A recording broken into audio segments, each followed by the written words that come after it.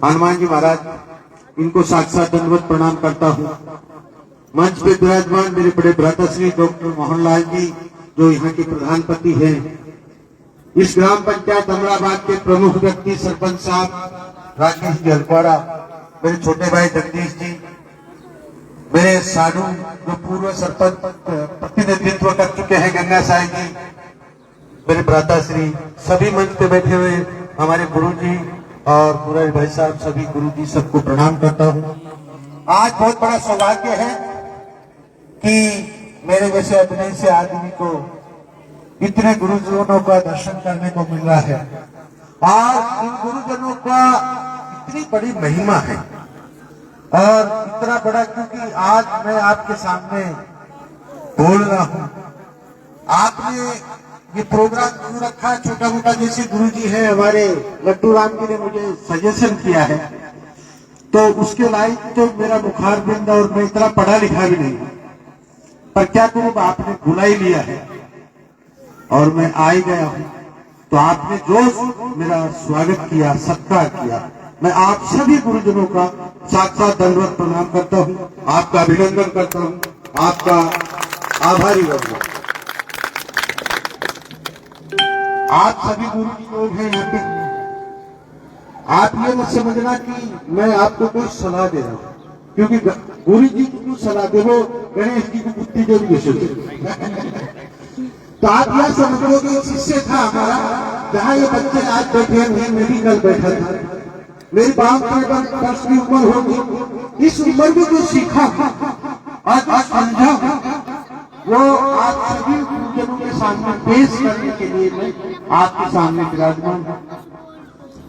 आप इस क्षेत्र का अगर हम विकास की बात करें, यहाँ प्रधान साहब बैठे हैं, यहाँ एमएलए साहब भी होते हैं, यहाँ मंत्री भी होते हैं, मगर मैं जितना समझा, जितना मेरे दिमाग में आया है, जितना मैंने इस 52-53 वर्ष की उम्र में दुनिया में देख करके सीखा, उसे प्रतीत होता है कि इस क्षेत्र का विकास आपकी गोद में है, इस क्षेत्र का विकास आपके हाथों से लिखी हुई तकदीर बनाता है।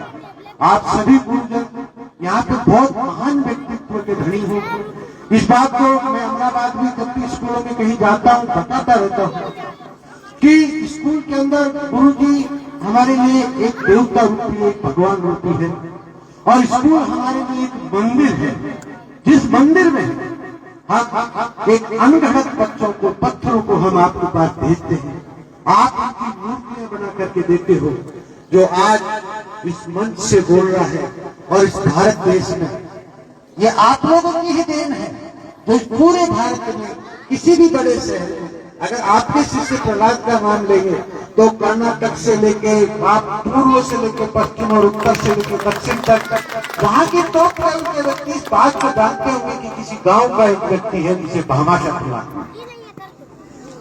क्यों ये बात मैं आपको कई जगह पे गुरु जी अपने बल भूले हुए हैं, मैंने देखा है, पर मैं भी जिस तरह हनुमान जी को बल याद दिलाया जामवंत जी ने, और जामवंत जी ने बल उनको याद दिलाने के लिए कहा कि जब भगवान श्री राम और वहाँ लक्ष्मण जी की आंखों से आंसू जा रहे थे और वहाँ जंगल में जाकर के एक बार हनुमान जी बैठे थे, जामवंत जी बैठे थे, सुग्रीव जी बैठे थे और किसी के मन में ये विचार नहीं आ रहा था कि कौन कहाँ जाए, कौन सीता का पता लगाए, कौन ताकतवर है, कौन ये काम कर सकता है।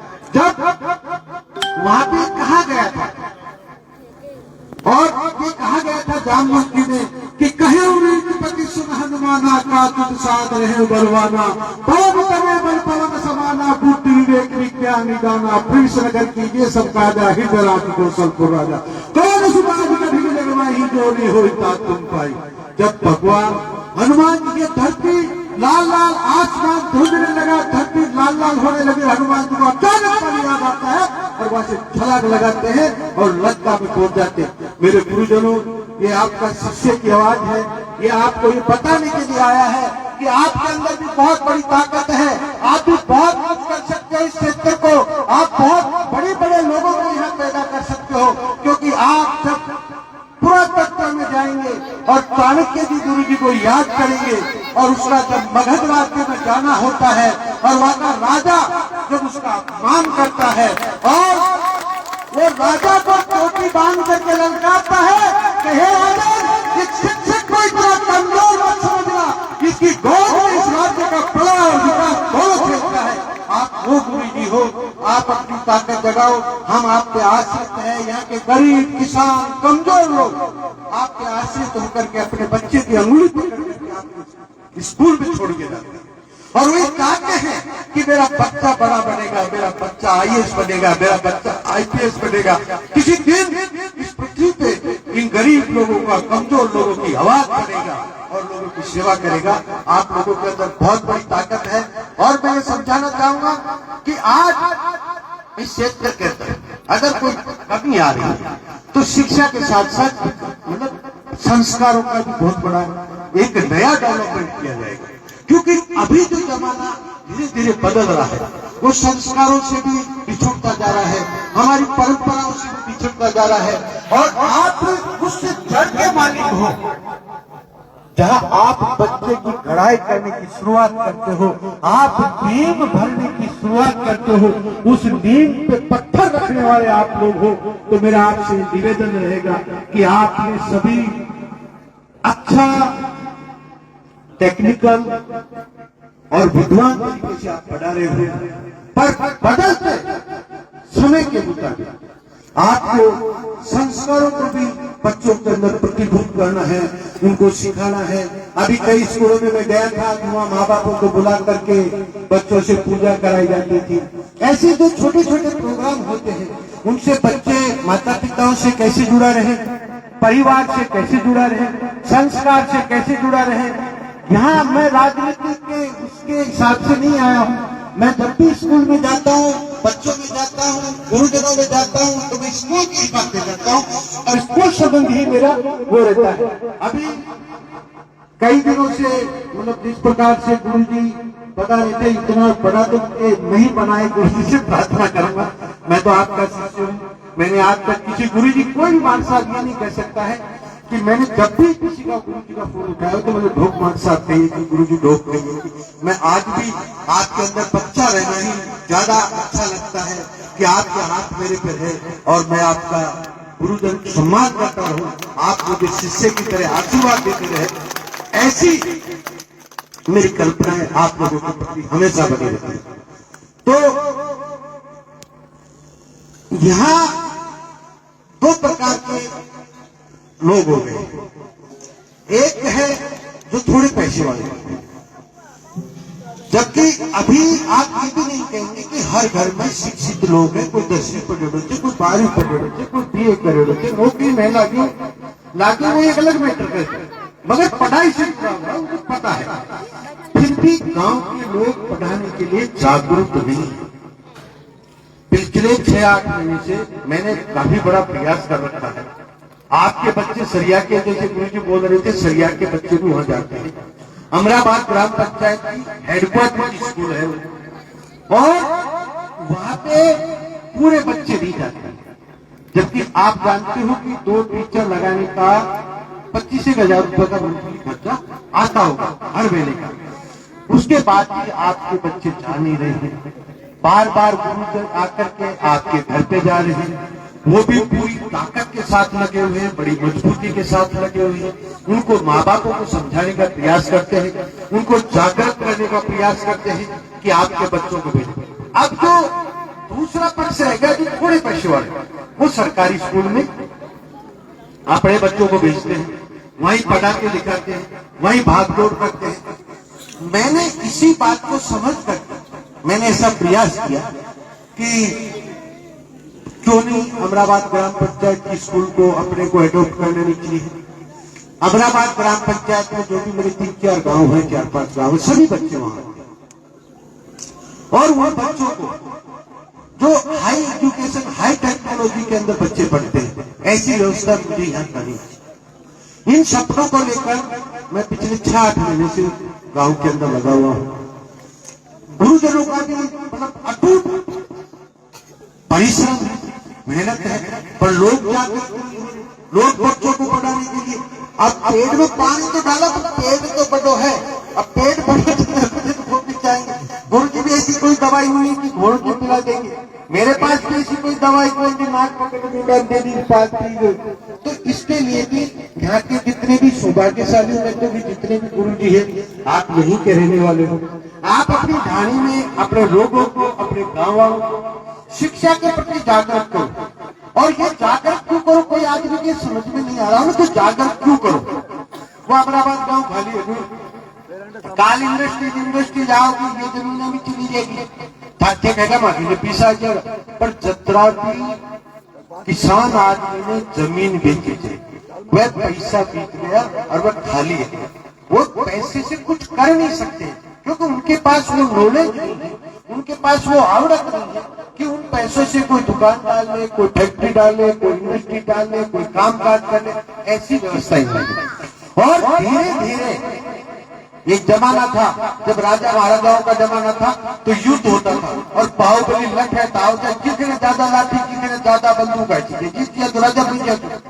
उनके बाद में अब जमाना चालू है पीसा लाता, जिसने ज्यादा पीसा तो वह एमएलए बन गया, वो मंत्री बन गया, वो सेटिंग हो गया। और जो आने वाला समय आ रहा है वो टेक्नोलॉजी का जमाना है, और टेक्नोलॉजी के अंदर जब भी हमारे बच्चे बैठ पाएंगे, जब भी हमारे बच्चे सक्सेस हो पाएंगे, जब वो पढ़े लिखे होंगे। और नहीं पढ़े लिखे होंगे तो फिर ठीक है, आदमी की इच्छा है, आदमी पैदा है तो बढ़ गया और पेट बढ़ लिया और रोटी खा ली, काई करी और काई धरी और चले गया मर गया, ये तो एक परंपरा है। पर मैं हमेशा से कहता रहता हूँ कि इंसान को इंसान की जिंदगी मिलती है, वो तकदीर की ताकत है। इंसान को इंसान की जिंदगी मिलती है, वो तकदीर की ताकत है। इंसान को मौत मिलती है, वो समय की ताकत है। आदमी मरने के बाद भी जिंदा रहता है, वो कर्म की ताकत है। मैं हर हमेशा ऐसा चाहूंगा कि इस मिट्टी में हर बच्चे को ऐसा ताकत देना चाहूंगा, उनके माँ बाप को स्वीकार कराना चाहूंगा कि मेरे मरने के बाद क्यों नहीं इस गांव अमराबाद पंचायत में 10-20 भामाशाह हो। आज एक भामाशाह भी इन नेताओं से, इन सरकारों से पिछले 10 साल से माननीय प्रसादलाल मीणा जी ने एक ईंट नहीं लगाई थी, एक ईंट नहीं लगा थी। जब जाने लगे उस टाइम पे सिर्फ 2 कमरे दिए थे, उसके नसीब में नहीं हुआ, खड्डा खोद के 2 ईंट लगा। ये पब्लिक का वो तो क्यों कि बोले अमराबाद में भामाशाह नहीं लग सकता उठने दो, जबकि परमपिता परमेश्वर की मुझे ये बात नहीं कहनी चाहिए, मुझे कहते हुए भी शर्म आती है कि देनहार कोई और है देता है दिन रैन, देनहार कोई और है देता है दिन रैन, लोग भ्रम मुझ पे करे तासे नीचे मैन। नहीं तो मैं इनको कभी भी ये कह सकता हूँ कि मेरे गांव की चिंता तुम छोड़ दो, तुम किसी ग्राम पंचायत में विकास करके बता दो, कितने खड़े हो जाएंगे। मैं अमराबाद ग्राम पंचायत को अकेला कर सकता हूँ, इतनी ताकत रखता हूँ, परमपिता परमेश्वर की इतनी ताकत। पर ये सब मुझे अच्छे नहीं लगते हैं क्योंकि परमपिता परमेश्वर की कृपा है, भगवान की कृपा है, जो ऐसी शिक्षा दी, ऐसे संस्कार दिए। तो आप लोगों ने मुझे बुलाया, मुझे बहुत अच्छा लगा। और गुरु जी आपकी बात 1 मिनट को बड़ी बात नहीं है, ये सब बन जाएंगे। आपसे मेरा फिर निवेदन है कि अमराबाद हेडक्वार्टर की स्कूल को आप सक्षम स्कूल बनाओ, आप बढ़िया स्कूल बनाओ, पैसे की कोई कमी नहीं है। एक ऐसी स्कूल हो जो राजस्थान सरकार भी देख करके ऐसा बोले कि सरकारी स्कूल इस प्रकार की हुआ करती है। आप लोग उसमें सहकार दो, बच्चों को पढ़ने के लिए मोटिवेशन दो, बच्चों को पढ़ने के लिए प्रेरणा बनाओ। मैं ये भी कह चुका हूँ गुरु जी की हाजिरी में, और अभी 2-3 कंपनी आने वाली है। वो आपका बच्चा डॉक्टर बनेगा तो 12वीं के पास का डॉक्टर बनेगा जब तक का खर्चे का एग्रीमेंट करके जाएगा। जो बच्चा अमराबाद स्कूल में पढ़ेगा उसको डॉक्टर नहीं बनेगा जब तक का, मतलब ऐसी व्यवस्था नहीं, अच्छी व्यवस्था है। ऐसा नहीं कि भाई कहीं भी राज्य एलएन में पढ़ाएंगे, प्रकाश में पढ़ाएंगे, बड़े बड़े इंस्टीट्यूट में पढ़ाएंगे और डॉक्टर बनेगा जब तक का खर्चा कंपनियां उठाएंगे।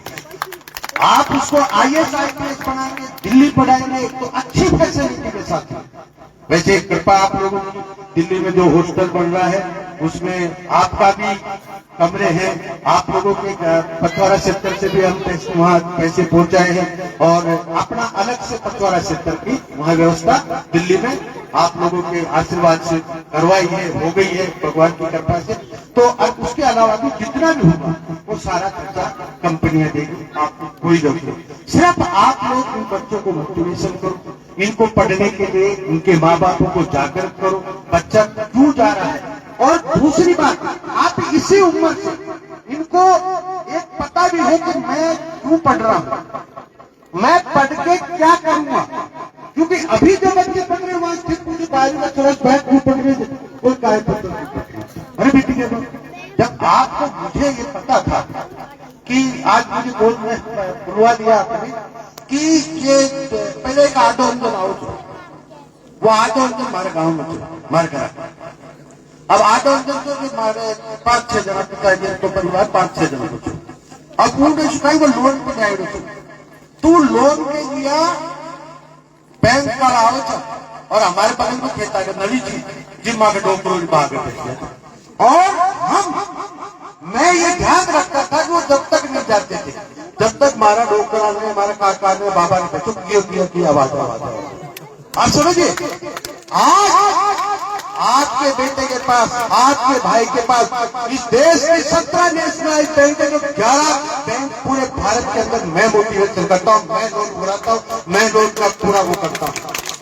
सभी बैंक 17 नेशनलाइज बैंक है जिसमें से 11 बैंक की, क्योंकि ये दर्द जब दिल में होता है, ये दुख जब होता है, बहुत सारे लोग होते हैं तानाशाही बड़े नॉर्मल है घमंड को, अरे बार घमंड का है वो जी आलबारी में मैं पैसा रखू वो आलबारी में फाटेड़ी बुरशेट में धरू तुझे मैं पैर में जिनकी गिरबाना पकड़ लोगों ने पैसा मांगा था, आज जब भी मैं उसमें से पैसा रखने जाता हूं तो मुझे वो बुरशेट सामने दिखती है, मैं लेने जाता हूं तो मुझे वो बुरशेट से मुझे भाई का घमंड है। जैसा कमाया वैसा खर्च कर देना है, यही कल्पनाएं हैं। देने वाला परमात्मा है, ये हाथों को काम किया। मैं उस परम पिता परमेश्वर का शुक्रगुजार हूँ। आपसे फिर से विनती करूंगा कि आप सब मिलकर के जहां भी मेरी जरूरत पड़े शिक्षा के लिए, और प्रधान साहब से मेरा निवेदन रहेगा कि प्रधान शिक्षा ही सबसे बड़ा विकास है, आप स्कूलों को विशेष ध्यान दो, हम आपके साथ में। आप तो सौभाग्यशाली कि आपके उसमें तहसील में भामाशाह जी है, आप हमको लेके जाओ, आप हमको बताओ कि प्रहलाद जी यहाँ यह करो, यहाँ यह करो। आप कई नेता कहीं द्वेषता पूर्वक रहते कहीं करवा जाएगा तो फिर अपना वोट कट जाएगा, आप अपना बदल बढ़ जाओ भाई। मगर इस देश का ऐसे काम नहीं चलेगा, राजनीति ऐसे नहीं करी जाती है। राजनीति करने के लिए राजधर्म होना जरूरी है। अच्छे काम के लिए ताली बजानी चाहिए, अच्छे काम के लिए पीठ थपथपानी चाहिए। कोई अच्छा कर रहा है तो उसको मजबूती देनी चाहिए। वो राजनीति दोनों अलग जगह है, गांव अलग जगह, गरीब कमजोर को करना देना ये एक बहुत बड़ी ताकत है। आप सभी लोगों ने मुझे बुलाया, मुझे बुला करके मान सम्मान दिया, मैं आप सभी का दिल से अभिनंदन करता हूँ, आभार व्यक्त करता हूँ। एक तो बन जाओगे गेट बड़ी बात हो, गेट बनाने से आप तो जो मैं बता रहा हूँ पढ़ाई के बारे में, इसके बारे में ज्यादा ध्यान दो। आप गेट बनवाओगा, आप स्कूल बनवाओगा, आप रूम बनवाओगा, आप सब बना देंगे। आपको कतई जरूरत हो, आपको खाली या कि बच्चों पे विशेष ध्यान दो। अपना जिस प्रकार की भावों से मैं कह रहा हूँ कि आप भगवान, आप उस शब्दों को पकड़ करके आप उसके मतलब वो बनो। कई जगह मैं खुद देखता हूँ सभी प्रकार के टीचर होते हैं, गुरुजन होते हैं, पर आप लोगों का एक काम है कि जो वो है उनको समझाया जाए, उनको बताया जाए कि शिक्षक की क्या जवाबदारी होती है, गुरुजनों की क्या जवाबदारी होती है। आप सिमल करके ये वो करेंगे। और फिर मैं जाते जाते आपसे कह दूंगा कि राजनीति रहे या ना रहे, पार्टियां रहे या ना रहे, संस्कारों पे विशेष ध्यान होना चाहिए, परंपराओं पे विशेष ध्यान होना चाहिए। तो ही ये पीढ़ियां बचेगी, तो ही ये गांव बचेगी, तो ही ये संस्कार बचेंगे। आपका खूब खूब अभिनंदन, खूब खूब धन्यवाद। जय हिंद, जय भारत।